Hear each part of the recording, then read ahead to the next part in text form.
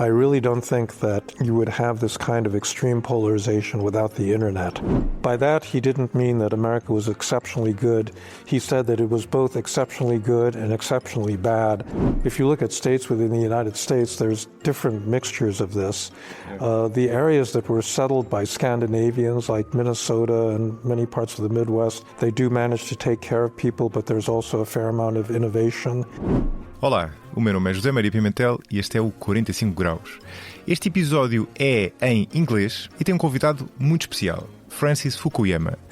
Fukuyama é professor de Ciência Política na Universidade de Stanford, nos Estados Unidos, e é hoje um dos intelectuais públicos mais influentes no espaço público, de resto, nas últimas décadas.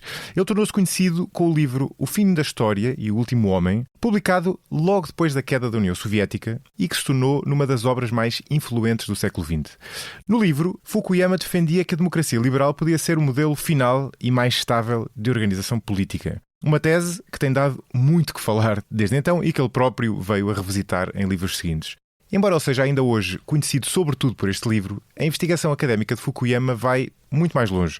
Ele é um autor influente na literatura académica sobre história dos sistemas políticos, democracia, qualidade da governação e é também hoje em dia um pensador ainda muito ativo em debates sobre populismo, tecnologia e a saúde das democracias.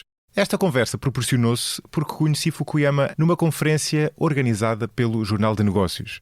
Tenho de agradecer, porque esta conversa não se teria realizado de outra forma, à Diana Ramos, a diretora do Jornal de Negócios, que nos apresentou no final da conferência, no passado dia 9 de novembro, em Lisboa, da qual Fukuyama foi o orador principal. Valeu muito a pena, porque nesta conversa percorremos quase todos os grandes desafios atuais das democracias. Falámos sobre o chamado recuo das democracias, o democratic backsliding, que tem acontecido um pouco por todo o mundo, quer com o sucesso de figuras autoritárias, quer em resultado do crescimento do populismo. E falámos também sobre como isto é, em parte, pelo menos, causado pelo facto de o Estado, em muitos países, ter perdido a capacidade de governar, a capacidade de fazer coisas. Falámos também sobre a diversidade que existe hoje dentro do populismo. Uns são caóticos, como Trump, outros autoritários, como Viktor Orban, na Hungria, outros revelam-se mais moderados, como Giorgia Meloni, em Itália, e outros desafiam classificações, como é o caso de Javier Milei, na Argentina. Falámos ainda de um dos temas em que tenho pensado mais, como sabe quem tem ouvido o podcast, o facto de a polarização política atual que se vive em várias democracias não poder ser explicada sem o impacto disruptivo da internet e das redes sociais. Sendo este um dos desafios que Portugal tem enfrentado, perguntei também a Fukuyama sobre como lidar com o desafio da imigração e o que é que podemos aprender com outras democracias.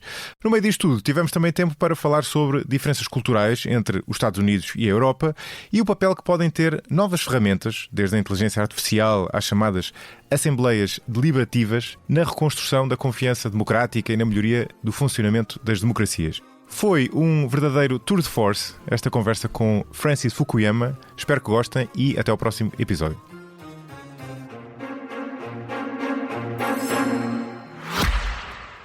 Se gosta de ouvir podcasts, conheça a oferta que o Expresso tem para si.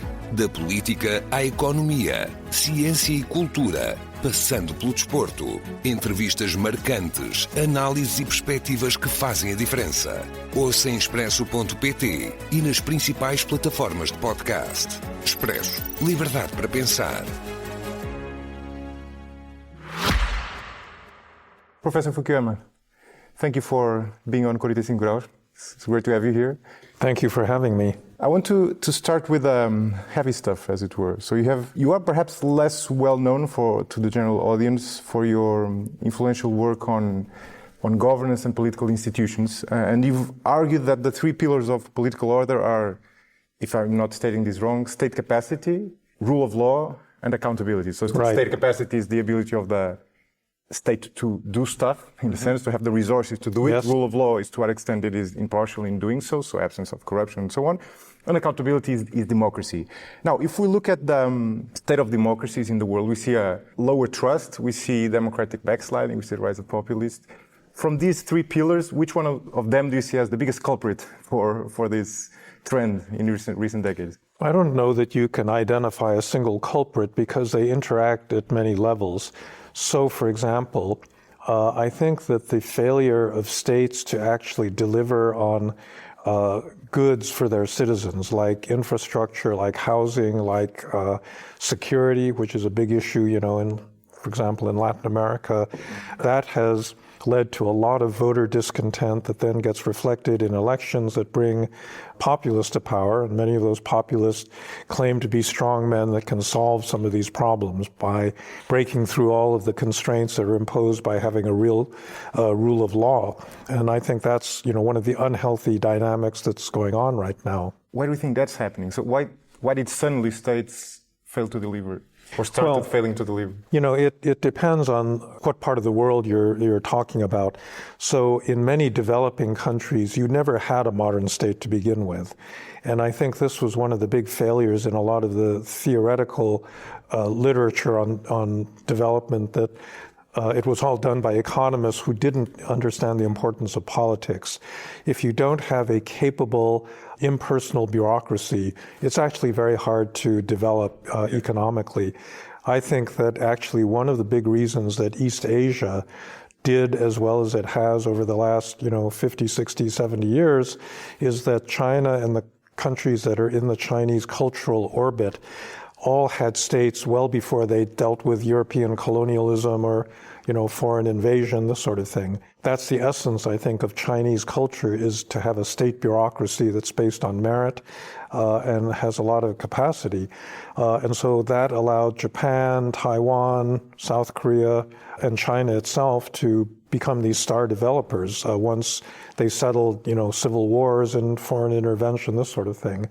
They had a state before. They had a state. Yeah. They had a long-standing state that was actually much older than any state in Europe. Yeah, and there's a sort of an inconvenient truth in political history in that in many countries, the state was built before democracy, as it were. So, yeah.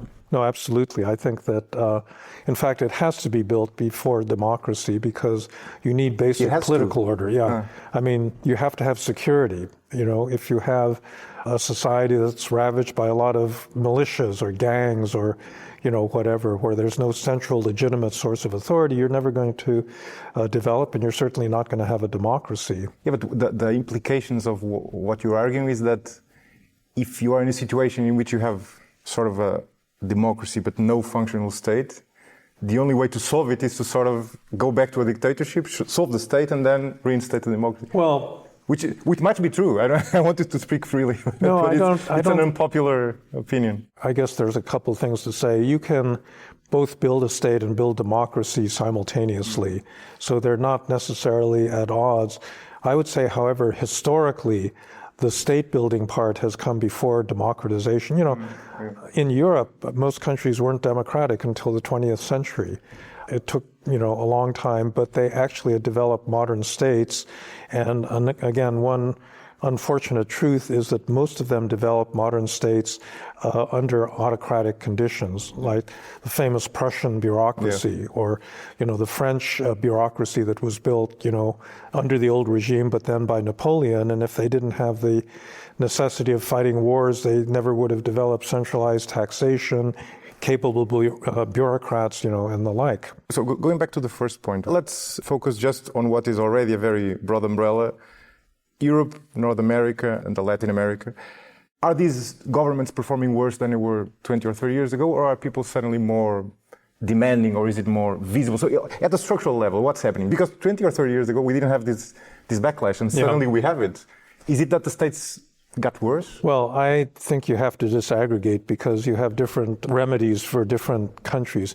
I think the state in the United States has definitely gotten worse.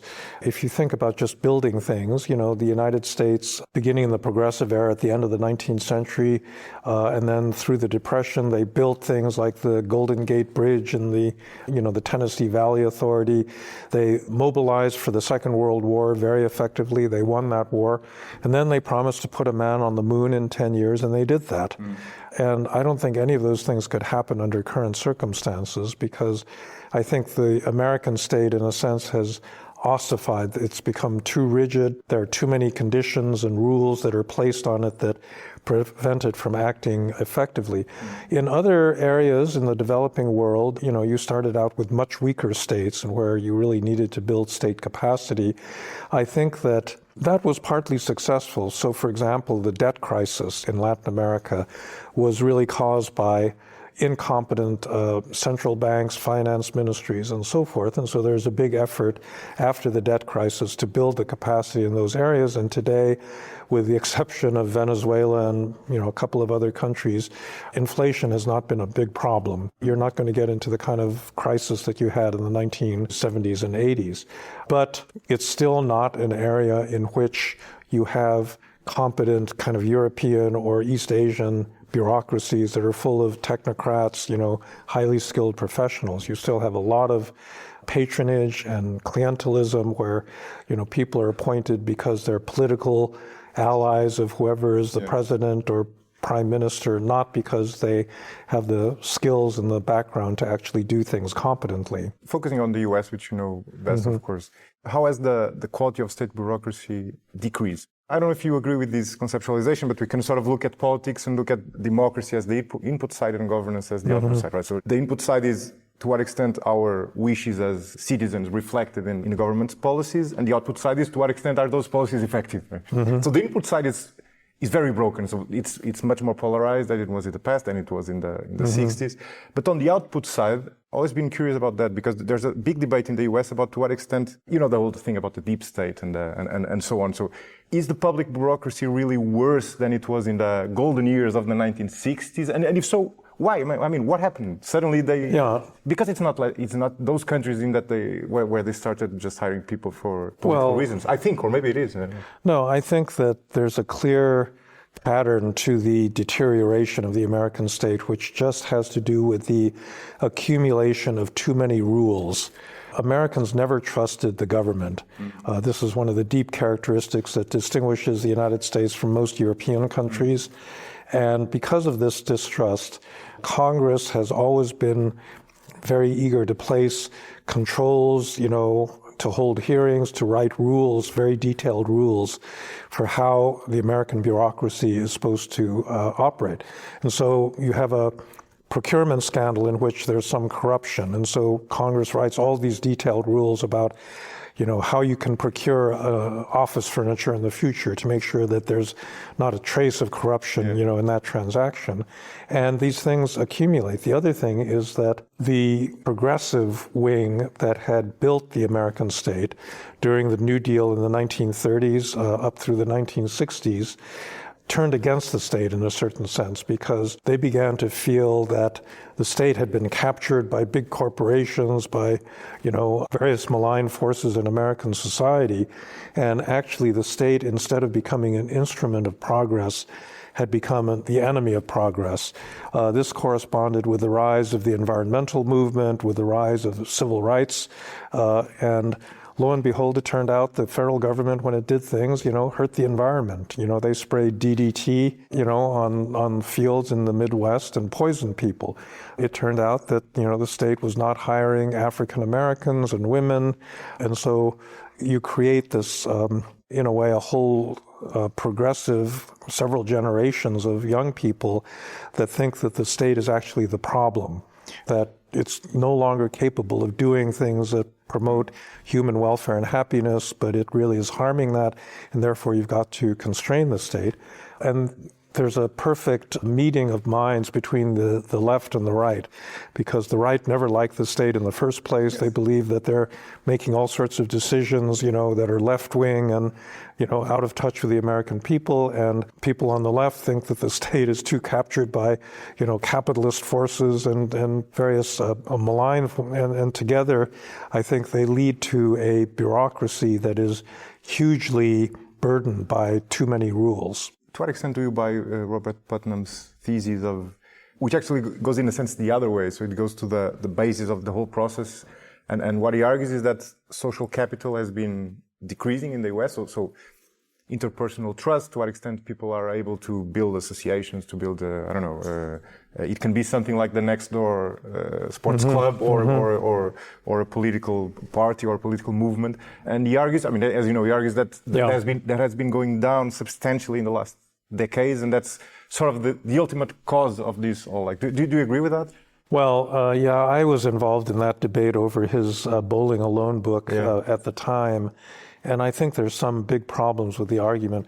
I actually don't think that American social capital, if it's simply the ability of Americans to work together in voluntary organizations, I don't think that's changed. The Americans are still really good at it.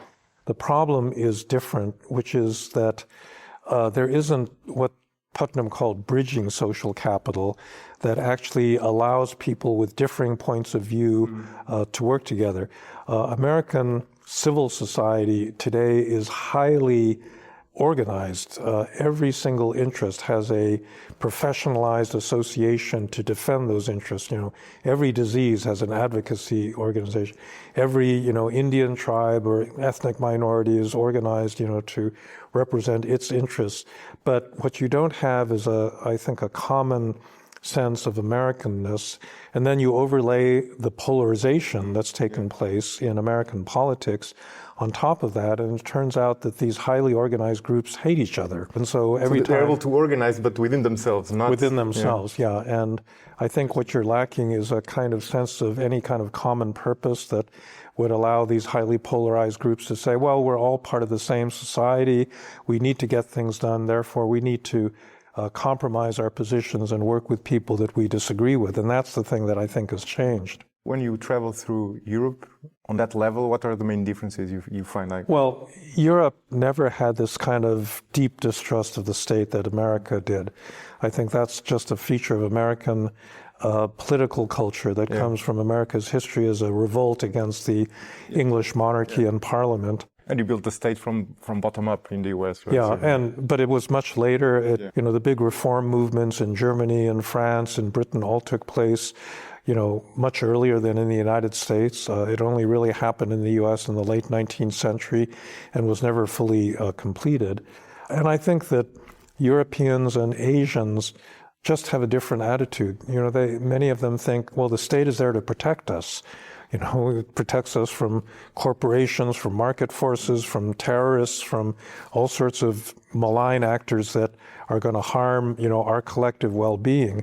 And Americans tend to think that the state is the big threat to their well-being because... They trust more the other people. Yeah, right. That's right. So for example, in Europe, there's a deep distrust of corporations like these big tech companies that are running, the internet platforms. In the United States, it's the other way around, that people actually like the private sector and they distrust government regulation. And so that's why there's more regulation in Europe than there is in the US. What I feel, correct me if you disagree with this, but what I feel is that in both geographies or in both places, there's mistrust of both the government and corporations.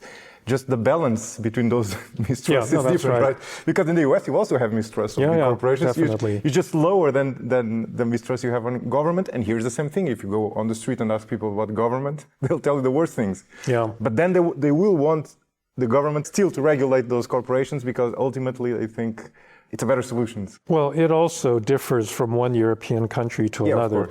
So if you go to Northern Europe, Scandinavia, the Netherlands, Britain to some extent, they've got a much older tradition of, pretty high quality government. Whereas if you go to Southern Europe, Italy, Greece, so forth, for various complicated historical reasons, the state was never as dominant, and the quality of the state was always, in terms of levels of corruption and patronage, was always much higher in Southern Europe than it was in Northern Europe. And so the performance of the state, has also varied. I was a visiting professor in a Danish university, and as an American, it was really quite jarring to hear Danes say, well, I don't mind paying high taxes. And this was in the days when their tax rate was much, much higher than the American tax rate. Because they said, I get a lot back, I get education, I get health care, I get a pension, and the state does this very competently. You'd never hear an American say anything remotely like that. But Denmark is like Denmark and Sweden, I think, are the pinnacle of state effectiveness. That's right. If you go to other countries, it's still a bit different. And there, since we are talking about culture, there's I can't resist asking you this. While on other levels, there's a big heterogeneity among European countries, there's one dimension on which you can clearly make a comparison between Europe and the US almost as a whole. And you can see this in the World's Value Survey dataset, which is to what extent do you believe your position in life is a result of your own actions or either trust or your social background or something like that. And in Europe, most people believe that it's the latter. Yes. So either luck or your social background. Whereas in the US, people believe it's the result of their own effort. Why do I think this is interesting? I think this has all sort of implications on the political level too, right? Yeah, definitely. No, this is a long-standing debate about why no socialism in the United States. Yeah. Right, every European country has had a socialist party that wanted the state to take care of people. And I think the fundamental explanation for this still remains the case. It's that in Europe you had feudalism in which you had a protective state that, had a relationship with people. In the United States, you start out as a settler colony where you have individuals that basically have to look out for themselves, and they see the state as a threat to that kind of individualistic independence. Yeah. And I think that explains a lot of the difference between Europe and the United States. In America, we've had this myth that every individual is responsible for their situation in life. And if you're poor, it's your damn fault, because you didn't work hard enough. Yeah. You had the opportunity and you... That's a reverse side of the coin, right? Yeah. Whereas in Europe, I think if you're poor, you'll say, well, I was born into a working class family, I wasn't given opportunities, and that's why I'm poor. Yeah. And there's a paradox there, which is, I'm not sure you agree with it. I think you agree with this. I think Europeans are right on this one, right? Mm-hmm. Mostly our what we end up doing is more an effect of our background than of our intrinsic value. But on the other hand, if we believe that our outcome in life is the effect of our intrinsic value, we'll work much harder, and the country as a whole will be better. So that it's a sort of a paradox here where maybe the truth is not the most conducive to collective well-being, as it were. Collective, because then you have the poor, for which this might be completely disastrous, right? As you were saying. So one of my great mentors was Seymour Martin Lipset, a great sociologist and political scientist. And his last book was called American Exceptionalism. By that, he didn't mean that America was exceptionally good. He said that it was both exceptionally good and exceptionally bad, and the two things were related to each other. And so, for example, this American individualism means that we don't have a strong welfare state, we don't believe in taking care of less fortunate Americans, but we also have a higher level of entrepreneurship, of risk-taking, of much more vigorous market culture, because we believe that individuals, should have the opportunity to enrich themselves and build new things. So it's both good and bad. It's also the lack of respect for authority is what makes the United States have a much higher crime rate than most European countries. On the other hand, that willingness to break rules is what led to Apple computers and, all these innovative companies that didn't simply want to go along in the same path that, everybody else was following. So that's why it's a double-edged sword. It has a good side and a bad side. And are there American states on which this square has sort of been circled? So in a sense on which you get the best of both worlds, of individualism and stability, as it were? Well, a far-fetched question. You've never thought of this. This is an interesting question. I think that culture is very important, and there's a lot of variation within the United States. If you look at states within the United States, there's different mixtures of this. The areas that were settled by Scandinavians, like Minnesota and many parts of the Midwest, actually get that balance pretty well. They do manage to take care of people, but there's also a fair amount of innovation. Other states, look much worse. So if you go into the Deep South, you had this, first of all, you had the legacy of slavery. You have a very hierarchical society in which, people at the bottom are not given, many opportunities. And so there's a huge, variation within the United States and in the way that balance is struck. Yeah.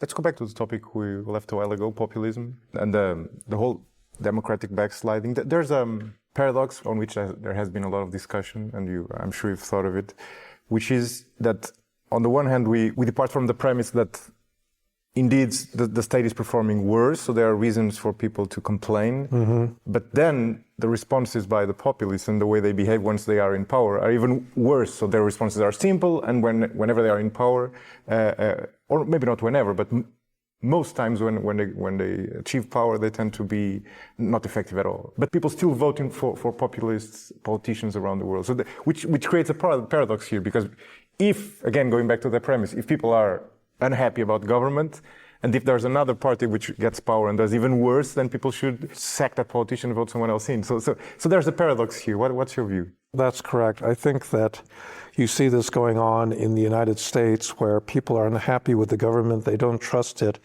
And many Americans are just ignorant about what the government does, and they think that, it consists of a bunch of bureaucrats sitting around in front of their computers playing computer games and, basically having a nice vacation at taxpayers' expense. And so they are perfectly willing to do like Elon Musk did and simply fire people arbitrarily. And they don't really understand that the government actually does important things. It keeps their social security checks coming. It makes sure that airplanes aren't colliding with each other in airports. It makes sure that the streets are paved, at all sorts of levels. And I think it's a deep misunderstanding about the importance of government in people's lives. And you're right that when populist politicians actually do come to power, well, they can go in one of two ways. They can actually wake up to the fact that if you don't get the garbage collected, you're not going to win the next election and actually start improving government, or they fail to perform and then, they're out.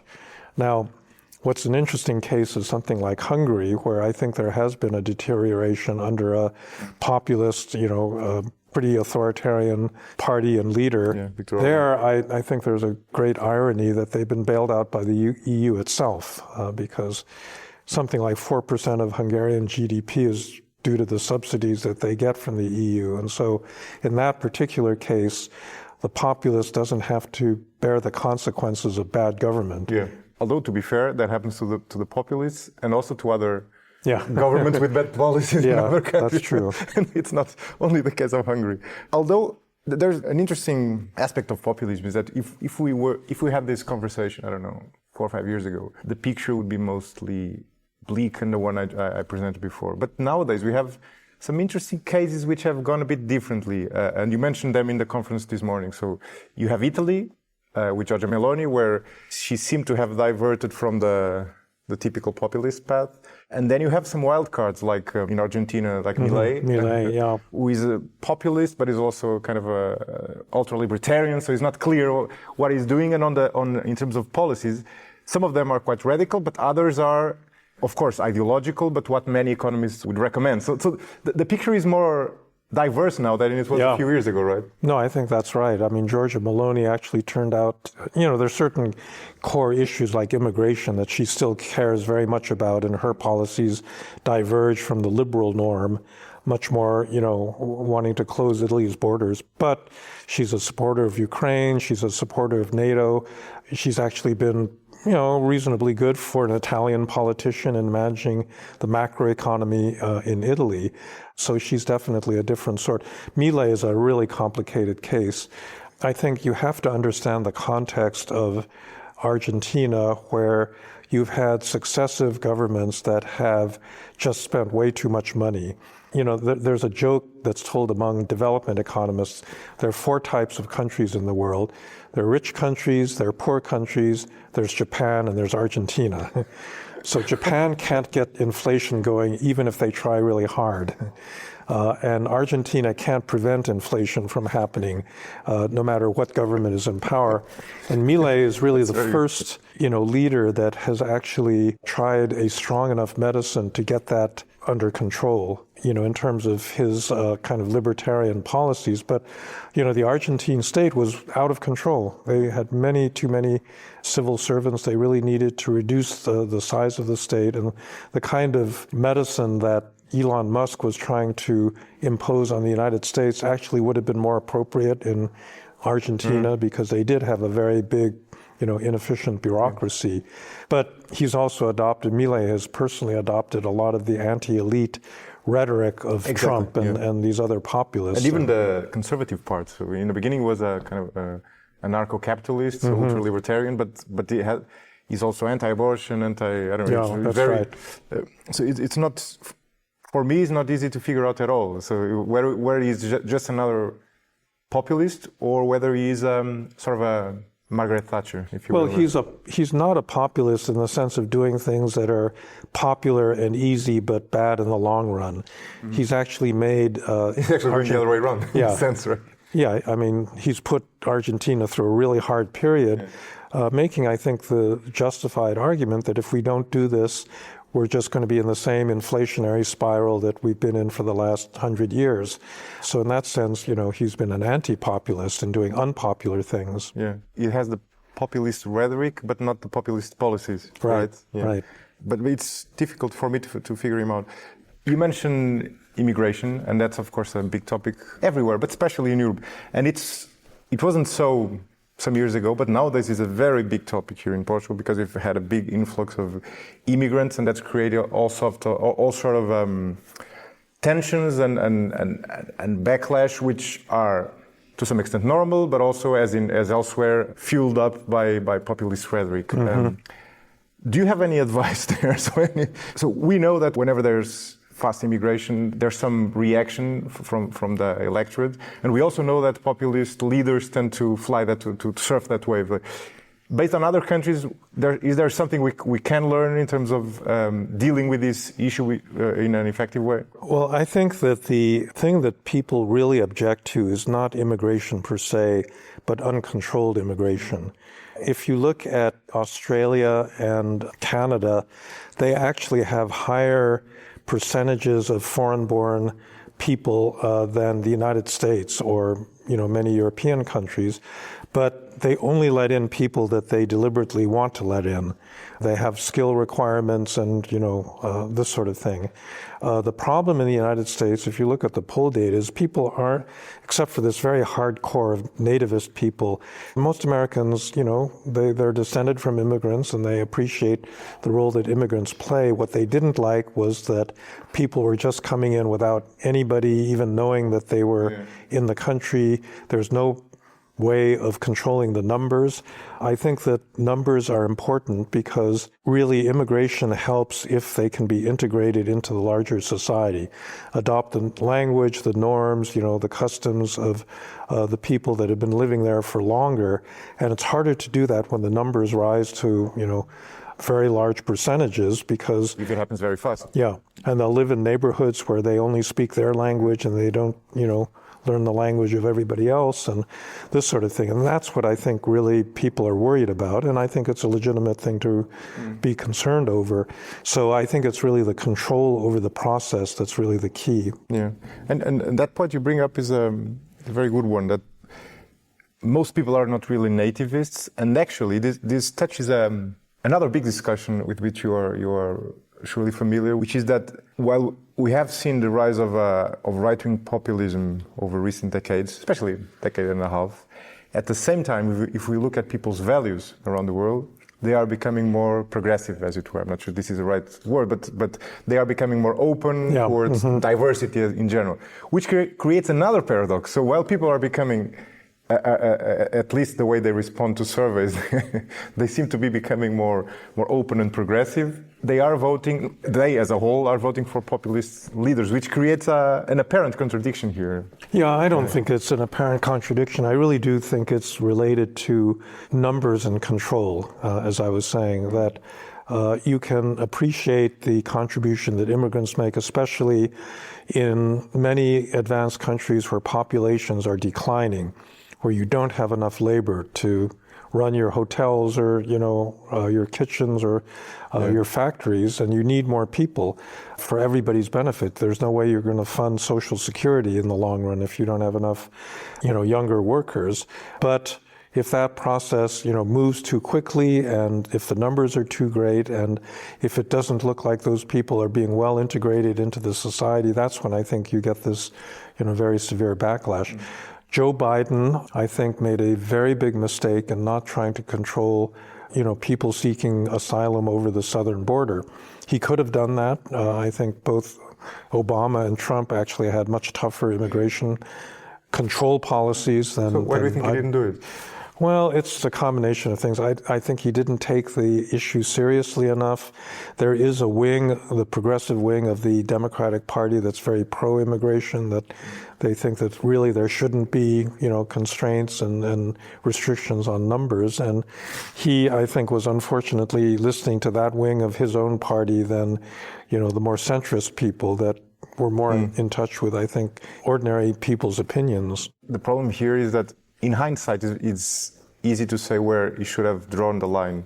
But if we were there, it's a much tougher decision, because what you are balancing out is political stability on the one hand and humanitarian concerns on the other. Because if you don't let people in, these are actual people that you're leaving at the border. So for that decision to make sense, it needs to be something that would have a really bad effect in terms of political stability, which it did. So we now, in hindsight, can say that with some confidence that policies were too lenient, perhaps. But it's and I think this is probably the biggest challenge for mainstream political parties in dealing with these issues. That where do we draw the line? Like this? Do we completely close up borders? This not to mention the economic impact, which of course is another relevant one. But on the humanitarian front, where do you do it? Like, why not close up the country altogether, right? So. Well, it's very hard. I think that one of the problems is that a lot of the migrants themselves have gamed the system, and they've realized that they have a much better chance of getting into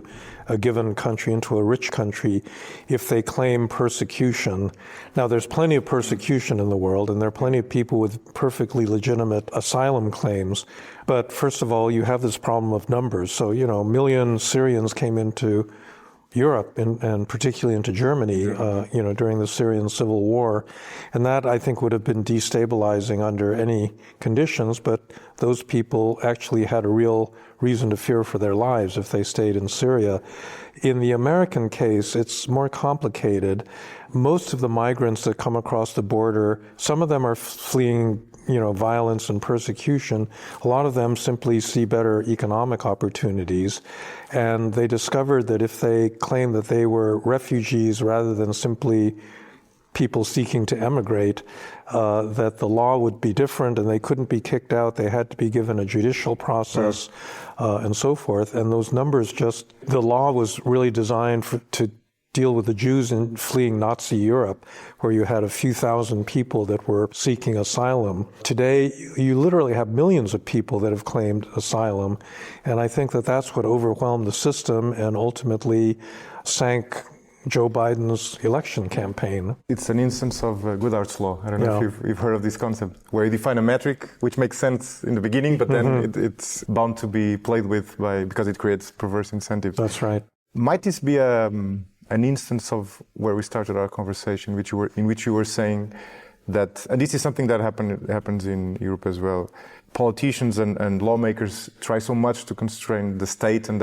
the ability of the public bureaucracy to work that they create rules and don't give them autonomy, and then in the end it might both create a sort of a stalemate and paralysis, but also some unintended consequences here, right? Because what you're saying is that there was a law, there were rules that were created, and they are not working. An alternative would be to give that part of the public bureaucracy autonomy to deal with the issue in the way that they see fit within a broad principle, right? Yeah, quite frankly, that was one of the reasons why people voted for Brexit in Britain.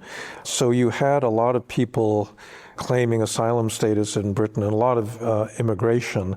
And it wasn't actually British law, it was European human rights law, the European Court of Human Rights and the European Court of Justice that made these very detailed rules about how you can treat immigrants.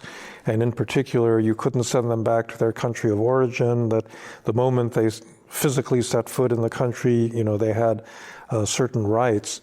And I think that what European Union is good at that. Yeah. When, that's really what caused Brexit to happen, is that, governments said that they were going to control the rate of immigration, but nothing happened. Things weren't changing. And I think people blame that on the fact that they were part of the EU I remember David Cameron at one point, being very angry that he couldn't send, a Syrian that had been accused of murder in Britain couldn't be sent back to Syria because of European law.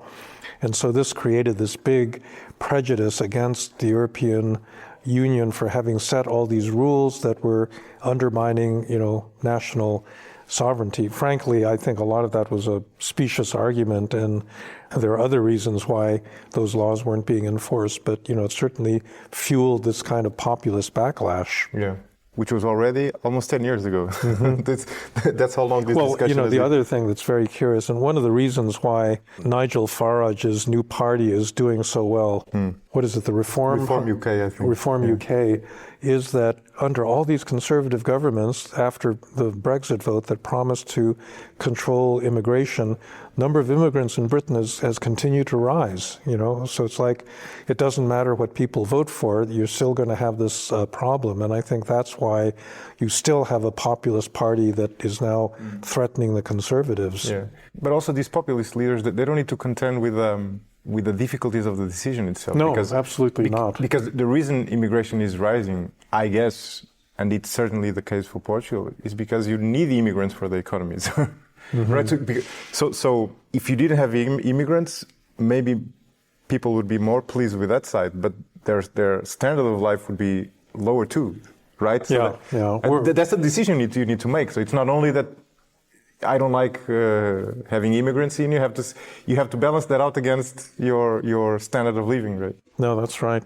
Well, we're seeing that in the United States now. Trump's campaign to expel immigrants has led to big labor shortages in construction and agriculture, many different sectors, and the economy is paying the price for that. I think it will be the same here. Yeah. There's one question I've asked many people. I haven't yet got a satisfactory answer. I'm very curious to know your view. If we look at the last 10, 15 years, we've seen on the rise both populism and authoritarianism, sometimes together, like Orban, but not always together. So while we have seen populists like Trump, Bolsonaro, you know, all the political figures in Europe we know about, we've also seen pure authoritarianism growing elsewhere. So we've seen Putin, we've seen Xi. So he's a very different figure from his predecessors, right? So he threw away the term's limitation, he has a much more authoritarian stance, and the same thing for other political leaders. So, but whereas for Orban, we can clearly say that his authoritarianism was bred from populism, is an output of populism. That's not the case of Putin, of Xi, and other authoritarian leaders. Do you see these two phenomena as related at all, or is it just a coincidence that they're happening at the same time? So populism in democracies and authoritarianism in... Yeah, I think that they have rather different historical origins, that both China and Russia have these very deep authoritarian historical traditions. You know, China was always, since the moment it was unified, 2,500 years ago, been ruled by a centralized authoritarian bureaucracy. And so democracy and ideas of democracy are very late additions. I think that in the 19th century, even back then, Russia was a little bit of a pariah in Europe because it was recognized as such a authoritarian society. It had serfdom, it had all these authoritarian practices. And so there's kind of a continuation of those historical traditions. But ideologically, there's also a difference that, the European populists all pretend that they believe in liberal democracy of some sort. So ideologically, they don't have a complaint about the basic ideas. Yeah. At least electoral democracy. Yeah, that's right. But I think with Russia and China, you have kind of overtly authoritarian ideas that are dominating them, and that's why their authoritarianism goes much deeper. Yeah. So you think it's a coincidence that the two phenomena are happening at the same time? Right? Well, not entirely. I think there's also a mutual self-interest. Putin has been helping European populists wherever he can, And then they in turn help him? Yeah, that's right. So, Robert Fico in Slovakia, he's given Hungary gas and oil because, he wants to keep Orban's regime alive. And conversely, they play an important role for him because they block Europe from supporting Ukraine the way that, it might. Yeah. And of course, this democratic backslide we've been talking about has been to a large extent caused by what you can call diverse types of diversity.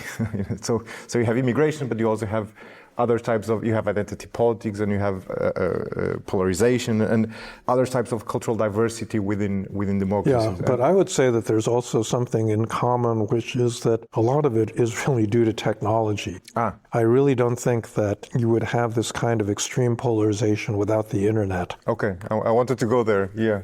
Because I get this feeling sometimes, I don't know if you do as well, that we tend to focus on economic, social, political causes, while perhaps the main cause of all of this has not to do with any of that, but really, of course those are relevant causes, but the big one might just be that the informational landscape was completely disrupted. Yeah. I think that really explains the nature and the timing of the rise of populism much better than any of the other. If you look at the world empirically, it's not a bad situation. Most countries are richer than they've ever been. There's a huge amount of individual freedom.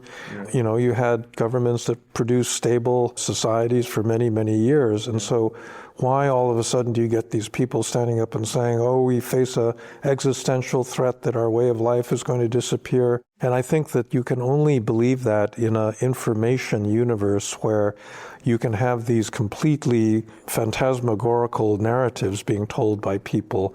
And because it's the internet, anyone can say anything. There's no real regulator of the truth of the things that people say. And I think that's really one of the big drivers of this, both the polarization and the populism. Yeah, I completely agree with that. Actually, I wrote recently an essay which was defending exactly that point. Right? So if we are witnessing that now at this precise moment and not before, and if we are witnessing that almost everywhere among democracies, the cause, it must be something that is happening everywhere at the same time and only now, right? And it creates a big challenge. Although at the same time, in the short run, it's clearly creating a big disruption and facilitating the dissemination of disinformation, creating polarization and whatnot. But at the same time, there's something good which is happening. I don't know if you share this view, because we've both amplified the role of politics, I think, in many people's lives, so people have more access to information, and we've broadened the public space in a way that I think parallels the Gutenberg's revolution, that you have more people participating in the political debate. And this should be good, right? It should be a good thing. Yeah. And also, I mean, the internet is really useful for teaching people not just about politics, but about all sorts of things. It allows a greater level of association. People can gather together and share ideas in a way that they couldn't before. So the good things, go together with the bad things. One of the things that I think is a good thing that's happened in many countries over the past couple of generations, levels of education have gone up. Levels of critical thinking have gone up. It's not possible to hide bad behavior in a way that it once was. So, we've had in recent years all these, sex scandals in the Catholic Church. Now, is it the case that the Catholic Church is actually becoming more corrupt than it was previously? I really doubt it. I agree with you. I really doubt. I mean, if you think about what it was like in the Middle Ages when there was no transparency, it was much, much worse. But because we live in a much more open, information-rich world, we see these abuses much more clearly, and I think that's part of what's driving this feeling that things are getting worse. I've argued that point. They're not getting worse, but they are much more conspicuous. So there's much more transparency. Yes. And the change was so fast that our senses, as it were not prepared for that. Right? That's right.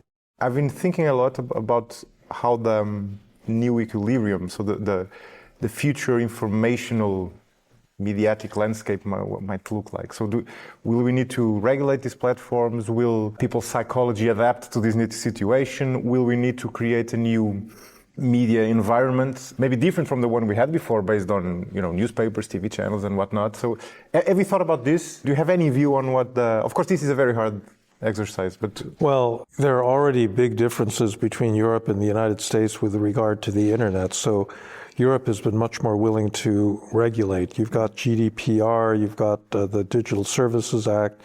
There's a much stronger attempt to, certify the quality of information. In fact, I think some European countries have gone a little too far in terms of jailing people for tweets that they've posted, that sort of thing. But in the end, it's going to be very difficult to do this because I think that you can do it in Europe because there's still enough of an elite consensus about, the nature of truth and the kinds of political views that are acceptable and not acceptable. In the United States, it's impossible. We're so polarized that you can't have a government that can actually try to regulate the internet that people can agree on, because people, literally don't agree on what's the truth. Yeah. You have a substantial a number of Americans that believe that vaccines are more harmful than helpful, and so how are you going to come up with a regulation of vaccine misinformation under those circumstances? Yeah. And if you do it, it might even backfire electorally, right? Yeah, So it's not a good policy. But To be honest, it's true that the European Union has regulated, especially with the Digital Services Act. Maybe I'm being unfair here, but I don't see such a big impact on the way people use social media. Because in the end, it's very difficult, right? It's very difficult to regulate. That's a separate issue, which where I think you're right. That even if you try to regulate, it's a moving target. The regulators are not going to be able to catch up with the frontiers of technology, and it's just going to get worse with artificial intelligence because it's moving so quickly that it's very hard to identify what the harms are and therefore how you're going to mitigate them with regulation. What dangers do you see on AI there? On top of all of this, Well, the major danger is that it will empower bad people to do bad things. So all the bad things are things that are happening already. Money laundering, attacks on privacy, fraud, cyber attacks, ransomware, all of this stuff becomes much easier with AI. AI also is a way of defending against these kinds of bad actors, and so there's going to be an arms race where you have kind of offensive and defensive AI that are going to be fighting each other, but I think the bad people always have an advantage because they're going to move first, and they've got a big incentive to use the technology, to enrich themselves. Yeah, because AI it's a challenge on top of all of this. So on the political level, right? So we have this disintermediation of information, which is breeding disinformation. We have the algorithms that breed polarization. And then on top of it, we have AI. Actually, I'm not sure the impact it will have on politics, because all those impacts you mentioned are surely very dangerous, but they are not really in the political realm, like most of them. I mean, money laundering, cyber attacks and whatnot. Well, I think AI also has a lot of strategic implications. It's a weapon that can be used. It's certainly important in military affairs, and I think one additional reason why it's going to be hard to regulate the internet is that, in the realm of AI, you have this competition with China, where the United States doesn't want to fall behind China and vice versa, and so they're going to be very skeptical about any form of regulation that slows them down. This may be a naive question, but do you think, given the power of AI, do you think it has any role in solving the first problem we talked about, which is government effectiveness? Do you see it as a tool that can actually make the governments more effective? No, it's got a million ways that it can help government. There's a lot of kind of clerical work and filing of, forms and this sort of thing where AI is actually going to speed things up tremendously. Just to give you one concrete example, in the United States, we have laws that require a public notice of, government bureaucrats that change rules. And recently, you're getting millions of comments being made by ordinary citizens that can't be processed by human beings in any reasonable amount of time. But the AI can do it. They can take 1 million comments and they can summarize, what are the major concerns that people have and how can we deal with it in a kind of straightforward way. So there's definitely It's an interesting idea. It's a way to bring people closer to government, in a sense. And to make it more responsive. It rhymes a bit with another idea which I wanted to ask you about. In a sense, it's very different, but it has some connection, I think. It has been proposed by many people. It has been tried in some countries, which is I think they are called deliberative assemblies or something like that, which is so the idea is that you know what I'm talking about, right? So just to describe it quickly for the listeners. So the idea is that you bring over sort of a random sample of the population, so of electors, of voters, and you bring them in and they work as a sort of a parliament with the politicians. They understand the difficulties of making political decisions. The politicians understand people's worries and preoccupations. Right. Then in the end, it's a way to maybe solve some of these problems. Yeah, by the way, the success of that kind of deliberation depends on it not being electronically mediated. I think that, the most successful cases are where people actually have to sit down in a room with each other and talk to each other and actually debate.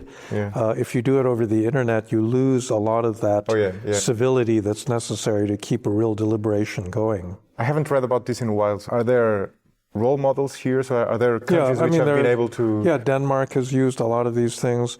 We have a lab in our institute at Stanford, deliberative democracy lab, and they've done these kinds of what they call deliberative polls all over the world. And, the claim is that they actually work pretty well. You take a random selection of people, you put them in a hotel for 3 days, you give them a lot of information about the problem they're trying to solve, and you make them talk to each other. Mm-hmm. They can't, go out and get on the internet and start complaining and, this sort of thing. Mm-hmm. They have to actually deliberate, and it usually leads to a consensus decision on even very difficult social issues. Interesting. And do you have other ideas that might work to put the system back in working, so other than these and using AI? So are there any ideas that should have more, we should give more attention to? Well, I think that basically reminding ourselves of the importance of impersonal government and the ideal that had been around for some time that that public service should be something that's valuable, and that it really should attempt to serve the interests of the whole public and not just the narrow interests of one politician. That's really the crisis we're having in the United States right now, because Donald Trump wants civil servants to be loyal to him, not to the Constitution, not to the general public, but personally loyal. And when that's soldiers that he's demanding this loyalty of, it becomes very dangerous, because he basically wants his own, private militia. And, in a way, that's the kind of America that we're working our way towards. There's a view I'm very sympathetic to, and you probably as well, which views the bureaucracy as a sort of a fourth power in the separation of powers, right? So ideally, obviously, the role of bureaucracy is to implement policies defined by the government, but it also should be independent should have some autonomy from the government and work as a sort of a check and balance on itself. Well, you see that in central banks, there's been a big move towards independent central banks over the last couple of generations, and that's done wonders for monetary policy, because you need to take those out of the control of politicians. Politicians will always want lower interest rates, but sometimes lower interest rates will lead to much higher inflation, and that's why you need independent technocrats to be making those kinds of decisions. Yeah, and now what you're seeing, it's exactly the opposite. And it's I was going to say a fun thing, not fun, but interesting implication is that what is happening in the US is very much one of the main concerns of the founding fathers. So if you go back to the early literature, even George Washington, he was against political parties, right, as you know, right. Because he felt that political parties would end up, well, actually, as they are right now. So it worked for a long time, but now it's kind of a fracturing. Yeah, well, as a political scientist, I don't think you can do without political parties, but certainly they can get, out of touch and ossified and so forth. Yeah. There's one thing I wanted to ask you before, and then I forgot. There's this political scientist, Yascha Mounk. I'm not sure if it's the right way to pronounce it. He has an interesting thesis, I don't know if you agree with, that the reason we are facing this turmoil is that societies are much more diverse than they were in the past. So this is because of immigration, but not only immigration. In the US, you also have sort of a rebalancing of minorities, people reclaiming their rights and whatnot. And his point, although he's not a pessimist, I think, but his point is that if we look back at functional democracies, they were always culturally homogeneous, at least to a large extent. So that seems to be sort of a prerequisite for democracy to work. Do you agree with that? Well, I don't think he ever stated it in terms that were that strong. Maybe I'm not being generous to that. Yeah, I think that the way I would put it is it's much easier to have a democracy in a small homogeneous country where you don't have a lot of ethnic divisions or racial divisions, big inequalities between different groups in the society. So that's a much less difficult governance problem. When you do have a lot of diversity and heterogeneity, people don't speak the same language, they don't look like each other, you can govern democratically in a society like that, but it's just harder. I think that's really the argument that he was making. And certainly the conclusion from that is not that we should aim to get more homogeneous societies. No, it's not. I know. It's really that, we just have to recognize that, governing a big, diverse country like India is very different from, governing a small, pretty homogeneous country like Denmark.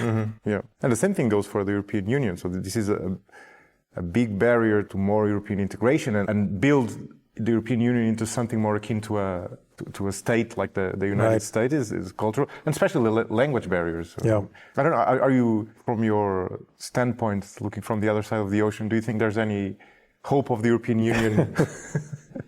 because we actually we should do it if we are to take advantage of the internal market, of the size of the economy. No, I think that you need stronger centralized institutions in Europe, and in particular, you need to move to some form of qualified majority voting so that every member of the EU does not have a veto over the collective action. That explains a lot of Orban's power within the EU, right? Yeah, that's right. Right, because he has that power to veto whatever is happening. We've been talking about populism, and implicitly we're talking about right-wing populists, but we were having this conversation 15 years ago. We would be talking more about left-wing policy. And one thing I've wondered is, are we going to see a comeback of left-wing populists? Do you think so? Well, it never disappeared in certain parts of the world, like Latin America. Yeah, sure, but I mean... So the Kirchners and AMLO, I mean, these were all left-wing populist politicians, and I don't think that trend has disappeared there. Whether it comes back in Europe or the United States, I think it's completely possible that, there's in fact a kind of convergence between the extreme left and the extreme right in their distrust of existing elites. Mm-hmm. They distrust them for different reasons, but I think that, there's also a ground for, a left-wing kind of populism. Especially if you think, which is kind of a paradox here. So one of the main trends of the last decades has been, especially in the US, rising inequality. And usually one would think that would give fuel to left-wing populists, right? And yet, that's not what we are seeing. That's true. Even in Europe. Mm-hmm. Well, thank you. This has been a great conversation. Okay. I wanted to ask you just one final question for listeners that have been reading you for decades, since the end of history and The First Man, which is, I think, the first book that brought you to fame, which was published in 1992. Was it? Probably around then. That's right. Where would you say your views have changed the most over these last decades? Well, I really rewrote that book in my 2-volume series on political order, which was based on a much broader understanding of historical development. And then the last 2 books I've written, the one on identity and the other one, liberalism and its discontents, really try to take the events of the last few years and understand them in the framework that I set with the original End of History book. So I guess those are the places I'd look. Okay, cool. Is there anything else you wanted to say I didn't ask? I just would like to point out, if you want to keep up with what I think about a lot of current events, I have a blog called Frankly Fukuyama. I've got a YouTube channel with the same name. You do? Really? Yeah. So if you want to keep up with what I'm thinking, I would go to those places. Oh, so a fellow YouTuber, as it were. Yeah. Okay. Professor Fukuyama, thank you. All right, thank you very much. Thank you. Este episódio foi editado por Hugo Oliveira. Ouça e veja outros podcasts em expresso.pt e veja como seguir o 45 graus em josemariapimentel.pt. Até ao próximo episódio.